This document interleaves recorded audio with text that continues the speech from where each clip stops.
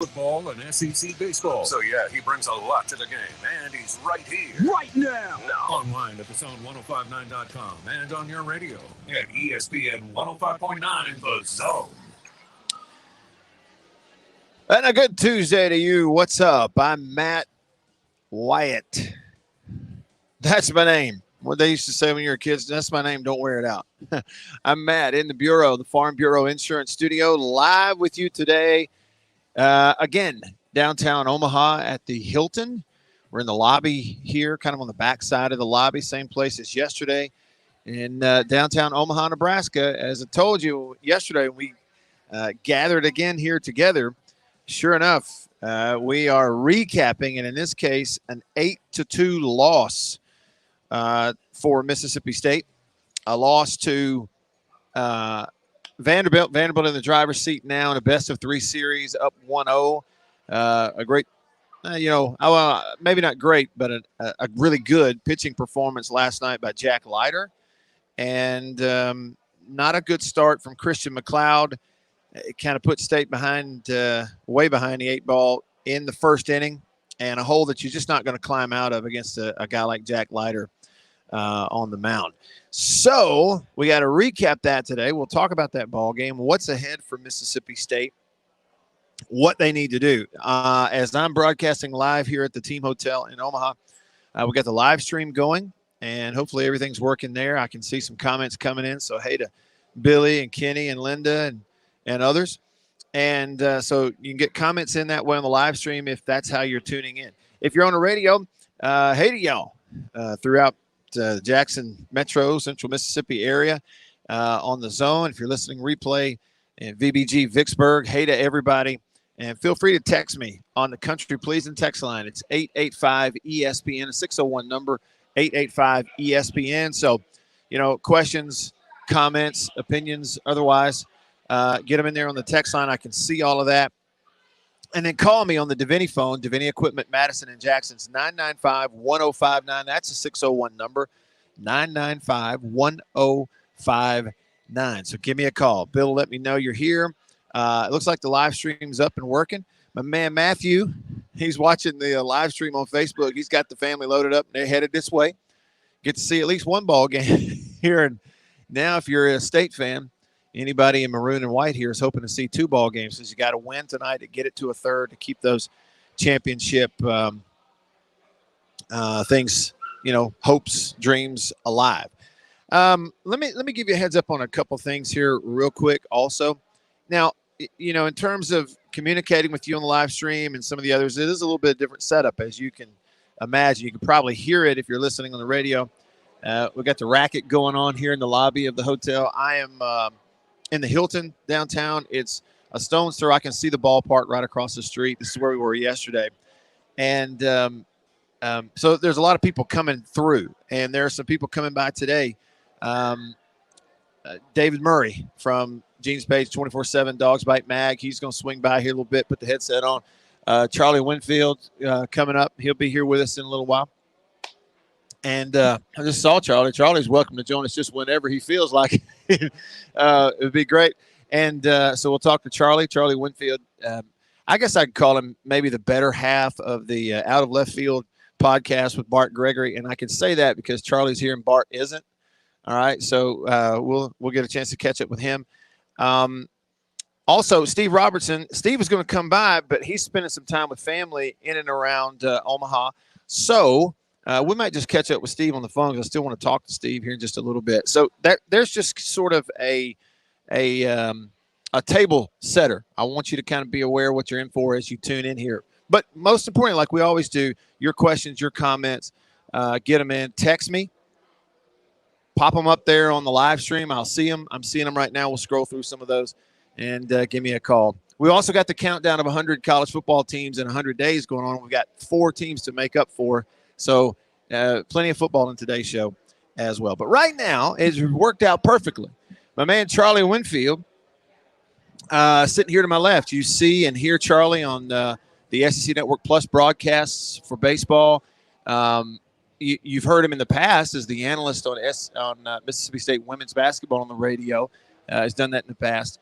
And he's a part of the Out of Left Field podcast with he and Bart Gregory discussing college baseball, primarily Mississippi State baseball. He's in town and with us on your radio right now. Charlie, good to see you. Well, it's good to be here. I hope to see you tomorrow.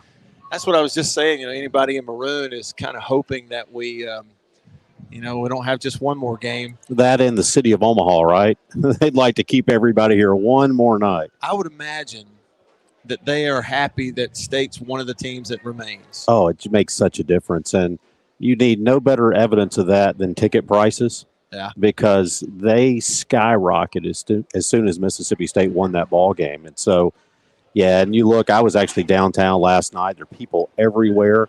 And so it's a really great environment. But I think you, me, the people here, they'd love to see us one more day. Yeah, I think you're right about that. All right, and so before we kind of, take a look at what's got to happen for that to happen, let's look back at last night. There's so many things that can swing a game, and in college baseball, 6 runs is not insurmountable, but it is a big lead in baseball. But at the risk of oversimplifying it, Charlie, and I wonder what you think, my thought was you just can't you can't walk 4 runs across the plate is effectively what happened in the first inning and beat a guy like Jack Leiter. I mean, it was basically over right then. For the ball game, every player for Vanderbilt that walked or was hit by a pitch, save for 1, scored.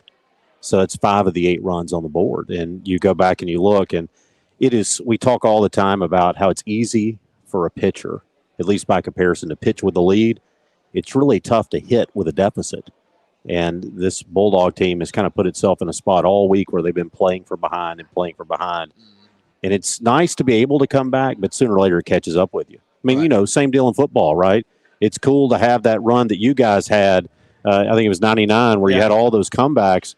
But sooner or later, you just can't come back anymore. And I think that's kind of the spot they put themselves in. But I was looking at it, Matt. I think we were in the middle of the 5th inning. And there's a period there where I was counting hard hit balls. We had 7 hard hit balls. I'd given them credit for 2. Let's say I was being a little favorite, make it 6-3. Either way, we put more balls in play harder than they did. But the key was they were able to score without putting it in play. Right. So, not to come in here and pick on him at all, but it's a big storyline in that game last night, and it's a second version of what we saw in his first outing in Omaha. Christian McLeod, he's lost a little something, and I don't know, if it's stuff, Charlie, or if last night it was just the atmosphere jumped on his back. I mean, what do you think has happened with him? It was interesting. I sent Bart a text message right before the game. When they called the weather delay, and so we knew at that point it's going to be another hour until we're going. Everybody had basically left the field. People got their backpacks, they're headed to the dugout. And Christian McLeod was still in the bullpen throwing, and he had Scott Foxhall. And I sent Bart a message, and I said, that means one of 2 things. One, we're going to commit to our routine, and we're not going to break off a routine in the middle. Or 2, and I was judging by the amount of conversation going on, they haven't found it yet, and they're still looking for something. And so I almost had this vibe before we ever got going that it just wasn't together yet. And you go back and you look. We actually had a chance to visit with Roy Oswalt last night. And Roy, of course, 13-year major league pitcher from Ware, Mississippi. And we talked to him about this, how it works that some days you just can't find that other pitch. Now, if you're Roy Oswalt, he had 4 pitches. So if the slider wasn't working, that's okay. I still got a change-up fastball, curveball. And if the curveball isn't working, you can go somewhere else. We don't have – I don't care what anybody says. We don't have a lot of guys in college baseball truly throwing 4 pitches. Right. That curveball, he just couldn't find it. And, for Christian McLeod, that's what makes him effective, is landing that curveball. And he just couldn't land it. Yeah. And it felt like every time he threw it, you were kind of just giving away a pitch. And once that happens, tough spot.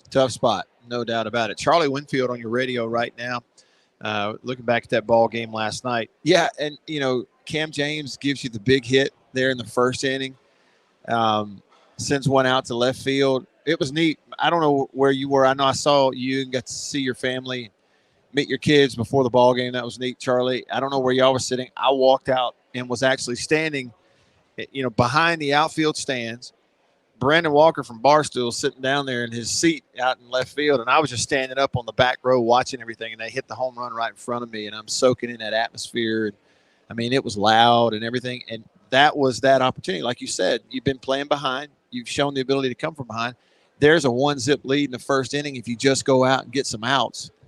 Yeah, that's absolutely right. I feel like I was talking to Bart last night, and he says, what's the play of the game? And for me, it was the leadoff walk to Bradfield. He's so fast. He's so dangerous on the bases.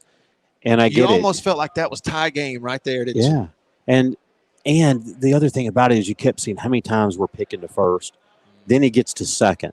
And how many times we're having to look behind us and to see where he is because you know he's about to take off to third.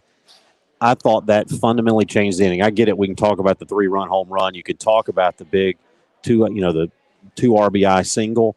But for me, just getting on base after you were ahead, something you were ahead in that count 0-2, but then got ahead with the fastball, but just went breaking pitch. And I think with a guy like Bradfield, as simple as this sounds to say, you're almost better going up there and putting it on a tee and letting the 7 guys behind you try to defend than you are walking him. Because you at least give yourself a chance. Well, that's right. And I'm trying to think, I guess it was maybe Brandon Smith who – Brandon threw 2 innings, struck out 3.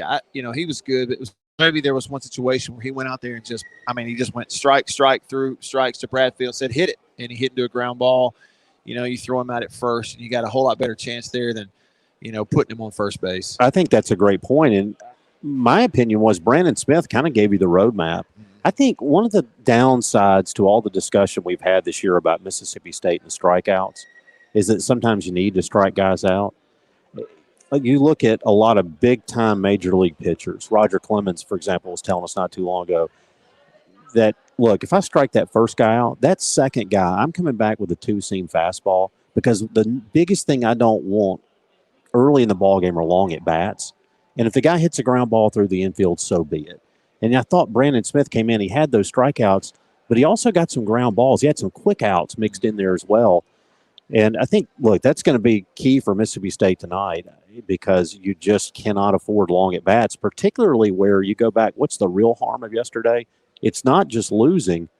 It's that you didn't get any innings from your starter, and so your bullpen just that many more pitches it had to throw. And that's why, again, no offense to them, but that's why you saw guys like Hunt and Fristow at the back end of that game, right? Throwing innings that if it's a 4-3 game, they're not on the mound in that situation. I agree with that. Now, I'll give you one alternative theory on Fristow, and I'm not sure if I believe it, but it is a theory. If Mississippi State's going to win the next 2 games and win a national championship, somebody is going to have to do something from you that's unexpected. We are past the point of being able to count on our frontline guys because, Harding just doesn't have the pitches in him to give you a complete game. Bednar's not going to be able to bounce back and pitch very long on Wednesday. Somebody's got to fill those innings. You almost felt like maybe with Fristow yesterday, that's a little bit of a trial because that his ceiling is high. He just hasn't had it lately. And so I almost felt like we're not going to put him out there in a ball game on Tuesday or Wednesday when we really need him without getting his feet wet. And you kind of wondered if that wasn't a little trial run. Let's get the moment out of the way. Let's get used to it. And then maybe we need you tonight or tomorrow. Yeah. Well, and what's interesting?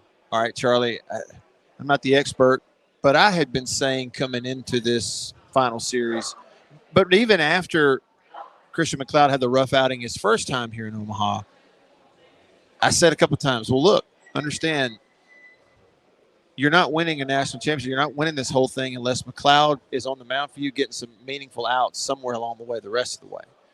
Well, okay, so he had the opportunity. That didn't happen. So because you didn't get innings and productive outs or productive outing from McLeod, even more so now, somebody else has got to do something that you're not expecting. Exactly what you're saying, isn't it? Yeah, absolutely. And you've got to, whether it's a KC Hunt, whether it's Fristow, somebody is going to have to give you something because it's real easy to treat this like a video game and to sit around and to talk and to say, well, Bednar's just has to get tough. Well, Harding just has to get tough. But it's not just a matter of toughness. It's a matter of endurance. We could decide right now, we're going to get really, really tough and knock out 200 push-ups. And about 5 or 6 in, I'm done. It doesn't matter how hard I try. It's the same thing with pitching. Your muscles just go at some point, and it's not a matter of toughness. So somebody, don't know who it's going to be, but somebody's going to have to give you those innings if you're going to have that special finish. Charlie Winfield on your radio right now. He's joining me live here at the team hotel, the Hilton in downtown Omaha. I described it yesterday, Charlie, looking out these back windows, and the street and the kind of the front entrance is right here in front of us out this. And this is where the bus would park. Everett parked the bus, and the team walked out, and they kind of had a little dog walk as they were getting on the bus. The guy sitting right in front of us looking the other way is actually Dari Nokwa there from the SEC Network. You see him. He's sitting right in front of us out there. I guess they had a little breakfast or something. But anyway, I described it as a driver 3-wood from TD Ameritrade Park. I'm starting to question that. I don't know if I could. I mean, maybe Allie McDonald could do it. I don't think I could do it. No, you're a big guy. I think you could get into one. I think so. And you got some concrete. You get some roll. That's it. I need a big hop the first time. It's cart path, right? Anyway, we're that close, and so if you're tuning in, listening, it's if we sound distracted, sometimes I am. People walk by, SEC people. I keep looking at the ballpark because it's like. Like last night in this spot where we are sitting right now, Chris Burke, who was one of the best players the SEC's ever had, MLB player, Roy Oswalt, 13-year player, and Rafael Palmeiro were standing here talking and breaking down the game. And I was thinking, boy, if I could just get a recorder up in the middle of that, we'd have some really good stuff. Yeah, no doubt. As I was walking in here, right behind you, so around this, for anybody watching the live stream, right around this corner, got the merchandise counter here, and then you got an entrance that takes out to the parking garage. So I'm walking in from the parking garage, and there's this kid who comes sprinting up the ramp of the parking garage and yells to his mother, "I just got my picture taken with Rafael Palmeiro."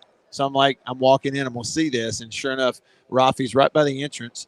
And, here's a picture, and then he waits. And then here's a picture, and then he waits for the next one, and here's a picture. So he had a line of people waiting for a picture. I asked Rafael Palmeiro a question a few weeks ago, and that is, do you get tired of being in Starkville and having people? And he cut me off immediately. He said, no. He said, these are my people. And he used an interesting phrase. He said, Starkville is my safe space. It's where I'm home. And every bit of that, not one problem at all. Because you would think, at some level you think, man, can't I just walk through the lobby? And it's really, really gratifying to see guys who he's not faking it. Mississippi State still means something to him. And it's really cool to see him here in these big moments. It's neat to see those folks. Yesterday I was noticing Coach Polk. He walked through a couple times, and he was going about as quickly as his legs would take him. One of those trips, he was headed to the parking garage to do an interview with Jason up there in the parking garage.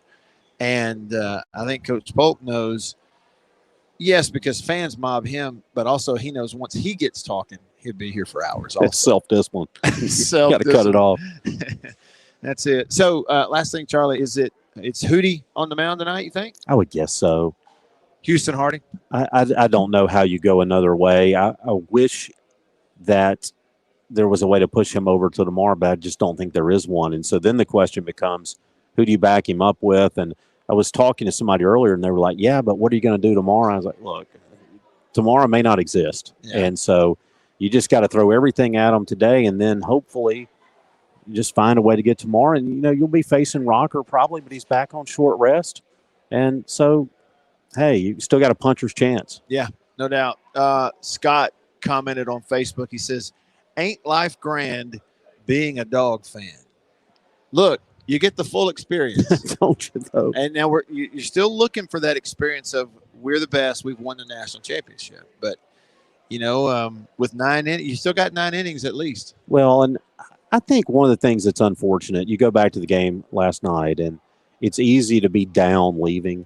I don't think it should be lost that this team has done something really special. Yeah. We could put together a list of a lot of Mississippi State teams who, on paper, stats and everything else, were a lot better than this team. But this team has achieved as much as any Mississippi State team ever has.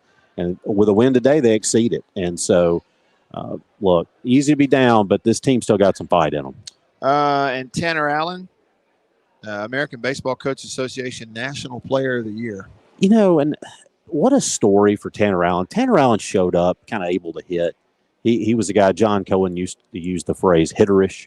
And, he's always been that guy. But the thing that really impresses me about Tanner Allen is when he was a freshman, I made the comment, he's a player without a position. I don't know where you put him on the field. All he can do is hit. That guy's made himself a really good and valuable defender. And I think he speaks volume to the improvement that can take place within this program. He's a much, much better player. He was good, don't get me wrong, but he's become a great college player. He really is. I think here in Omaha, the 8 teams that came here, of all the players here, he and Bradfield, the leadoff hitter for Vandy, and Tanner Allen, obviously for State, the 2 hardest guys to get out. Yeah, that's fair. That's absolutely fair. And I don't even know the averages. I know Bradfield for the year, he's way up over 300, somewhere mid 300s. And of course, Tanner upper 300s in terms of his average. But you just watch him, and almost to the point where you almost feel like Bradfield in broader circles was a little underrated or under talked about for how good he was throughout the year. Such a weapon at the top of the order. A guy who can run. Speed matters. Oh Lord, he's so fast. For me watching him, it's like if he's on base. I mean, he's just a problem for you if he's on base. Oh, yeah. Charlie, thank you very much, man. Enjoyed it. Good to see you. We're going to call Steve Robertson on the phone next. He's out gallivanting around. David Murray's going to come by. Others. I couldn't get Bart. He big-timed me. He'll do that to you. You know as well as anybody does. That's Charlie Winfield. Thank you so much. Y'all listen to Charlie on the Out of Left Field podcast. He and Bart Gregory do a great job. We'll continue the coverage live here in Omaha on day 2 of championship week. I'm Matt in the Bureau. Stick around.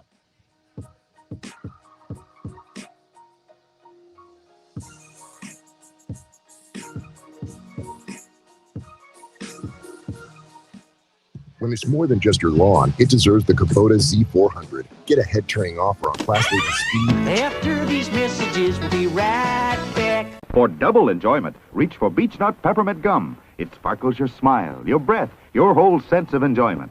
Beech Nut Peppermint in the familiar yellow pack. Jeans do come true. Blue Delta Jeans makes the best fitting, most comfortable jeans in the world. Let's dive in and see what we have here. Do what I did. Visit BlueDeltaJeans.com. Find your fit. Just for my listeners, enter discount code Matt Wyatt. Just answer the questions. BlueDeltaJeans.com. Answer the questions. Use this code. Use the code. You're going to get a discount. They are the most comfortable jeans I've ever worn.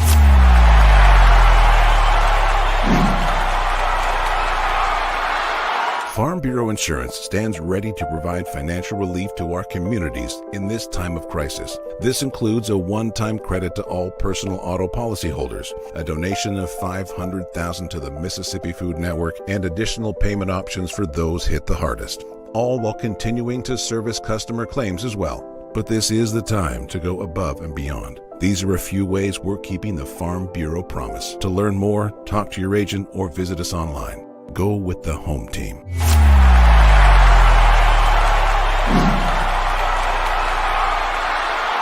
Hey, y'all, let me tell you a little bit about C Spire. New stuff in 2021, including 5G coverage. If you go to their website right now, cspire.com, you're going to see their no bull, which, by the way, I love the Super Bowl ad with the slow motion bull. You're going to see that on the website. But look, they're right. There's been a lot of bull over the years in your wireless bill, depending on if who you were with. And my experience with C Spire is just like they say, there's no bull. I know what it's going to cost me each month. I know what my coverage is the number one coverage in Mississippi, period, the number one network. And they've got 5G phones that are 5G ready. Now, I have the new iPhone 12 Pro Max, got it at C Spire, went and did curbside at my local C Spire location and did the exchange where I traded in my old one, got the new one, and it's 5G capable. And we've got 5G coverage in parts of Mississippi, and it's just growing by the day. So you really ought to check that out, okay? And in terms of the new phones, you got deals going on those as well.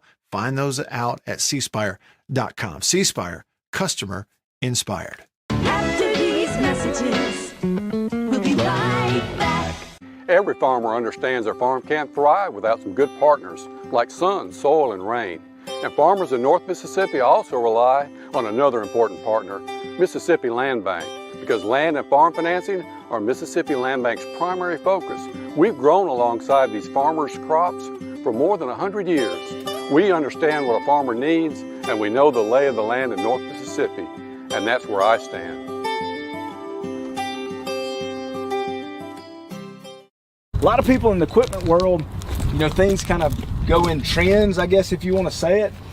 So kind of the first big thing that we look at when we start evaluating our business is going to be our turf equipment. That's kind of the first big push, because once everything, the water dries up and the grass starts growing, this is what everybody's looking to get. We carry the new Wright stand-up mower. Doesn't look like much, but this thing is, and it costs just as much as zero turn. Not a cheap unit at all. I mean, if you go out there and look at that zero turn, this thing right here, I mean, it's got all your components from your big pumps to your commercial engine to your large steel deck. And these guys were the first ones to make the standard mower. Better buy Bird's Eye. Better buy, better buy, better buy Bird's Eye. Yes, always look for this Bird's Eye Bird, your guarantee of top quality frozen food.